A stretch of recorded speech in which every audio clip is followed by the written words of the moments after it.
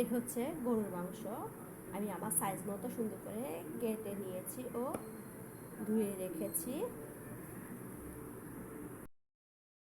এখানে নিয়ে নিয়েছি কিছু বুটের ডাল, মোটামুটি 4-5 ঘন্টার মতো ভিজিয়ে রেখেছিলাম। দেখুন অনেকটা নরম হয়ে গেছে, 4-5 ঘন্টার মতো ভিজিয়ে রেখেছিলাম। এলাম রান্নাঘরে, আমি যে পাত্রে বসাবো রান্নাটি তা চুলায় বসিয়ে দিলাম। এবার এখানে সয়াবিন তেল নিয়ে নিচ্ছি, পেঁয়াজ পেস্ট দিয়ে দিচ্ছি 3 চামচ পরিমাণে,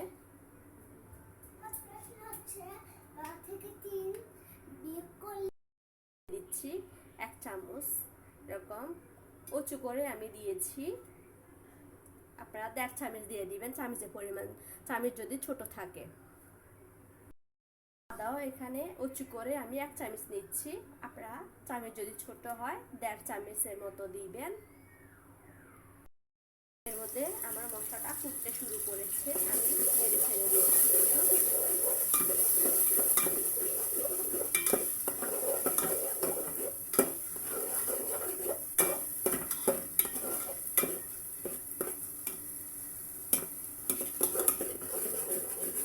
তেল আমি 1/2 কাপের মতো দিয়েছি, আপনারা যারা তেল বেশি খান আর একটু বাড়িয়ে দিতে পারেন।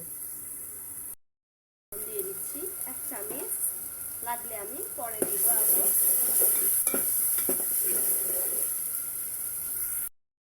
দিয়ে দিচ্ছি 1 চামচ, আমি উঁচু করে দিচ্ছি।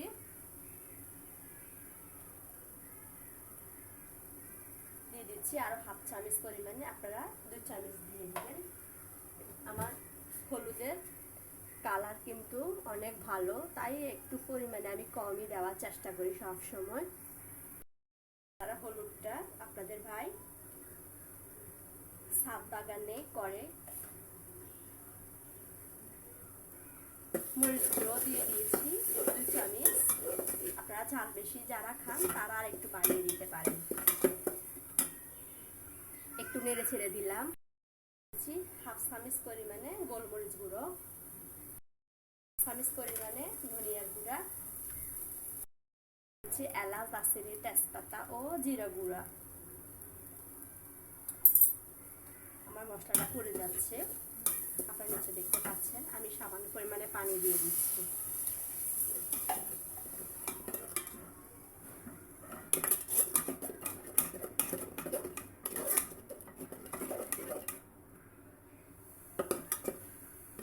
আমি মশলাগুলো ভালো করে কষিয়ে নেব, কারণ মশলার যে একটা গ্রান আছে ওই গ্রান গন্ধটা সবাই পছন্দ করে না, আর রান্নাটা কমপ্লিট করলেও গন্ধটা থেকে যায়, অনেকে পছন্দ করে না, যার কারণে রান্নার গ্রানটা ভালোবাসে না।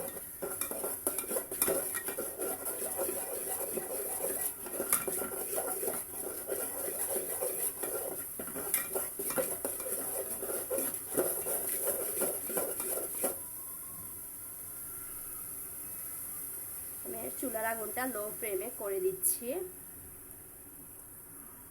মশলাটা কষিয়ে নিব 2 থেকে 3 মিনিটের মতো করে। 3-4 মিনিট পরে মশলাটা কষানো হয়ে গিয়েছে, আপনারা নিশ্চয়ই দেখতে পাচ্ছেন কালারটা কেমন এসেছে। আমি একটু কাছ থেকে দেখাই আপনাদেরকে,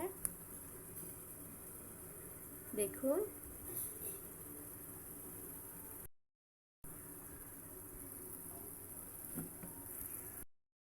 আমার ক্যামেরাটা অবশ্য ছোট, বেশি বড় না, আপনারা ঠিকঠাক মতো দেখতে পান কিনা আমি অবশ্য জানি না, আমার ভিডিওগুলো আপনাদের কাছে কেমন লাগে তাও জানি না। ধুয়ে রাখা ও পানি ঝরিয়ে রাখা গরু গোস্তগুলি আমি দিয়ে দিয়েছি। বুটের ডালগুলো আমি দিয়ে দিচ্ছি।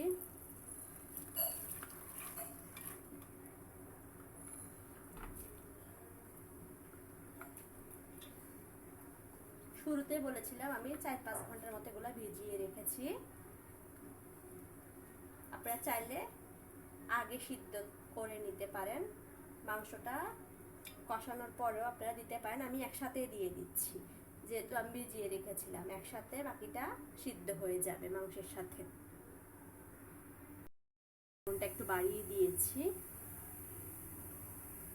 বলকটা উঠে আসার জন্য। বলক উঠে এলে আমি আগুনটা আবার লো ফ্লেমে নিয়ে যাব। দেখুন বলক উঠতে শুরু করেছে। এবার আমি একটু নেড়ে ছেড়ে দিচ্ছি।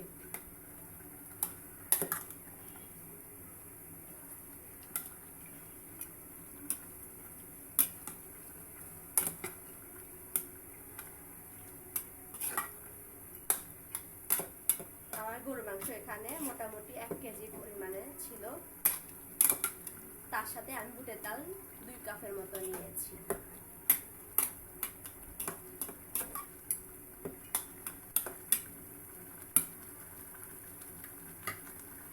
আগুনটা আবার লো ফ্লেমে করে নিয়ে আমি ঢেকে দিব।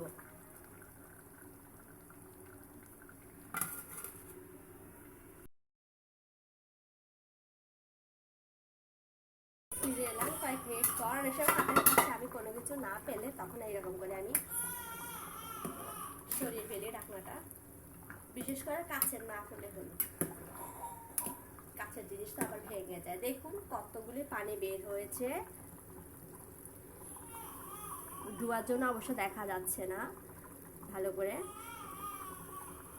আমি আগুনটা মিডিয়াম হিটে রেখেছি, এখন আর একটু লো করে দিব। ঢেকে দিচ্ছি আবারও, তবে একটুখানি ফাঁক রেখেছি। দেখুন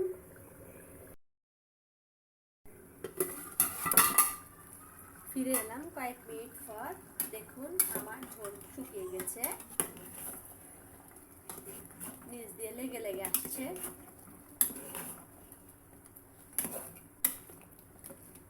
আমি এখন এখানে পানি অ্যাড করব। 2 কাপ পরিমাণে পানি দিয়ে দিচ্ছি। চাইলে এখানে আপনারা গরম পানি ইউজ করতে পারেন। গরম পানি আমার করা ছিল না, তাই আমি গরম পানি করে দিইনি এখানে।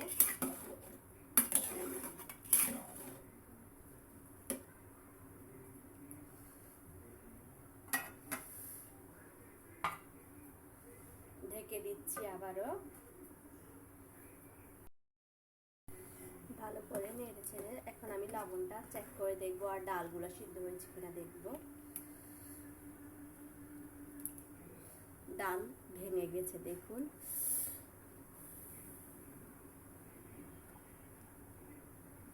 যে নিশ্চয়ই দেখতে পাচ্ছেন, তাহলে মাংস সিদ্ধ হয়ে গেছে।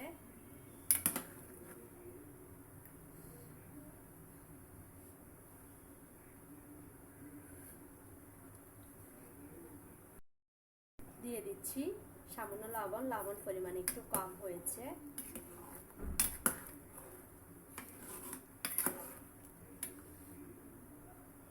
আমি এখানে এলাচ, দারচিনি, তেজপাতা আর গোটা দিইনি, যেহেতু গুঁড়া দিয়েছিলাম। ঢেকে দিচ্ছি আবারও। আর ওটা আমি লো হিটে রেখেছি, আস্তে আস্তে মশলা সহ সবকিছু ঘন হয়ে আসবে। এখানে এক্সট্রা আমি কাঁচামরিচ ব্যবহার করছি না। আপনারা ঝাল খেলে কাঁচামরিচের ঝালটা দিতে পারেন, তাহলে সাথে ভিটামিন সি এর কাজ হবে। দেখুন কতটা ঘন হয়েছে।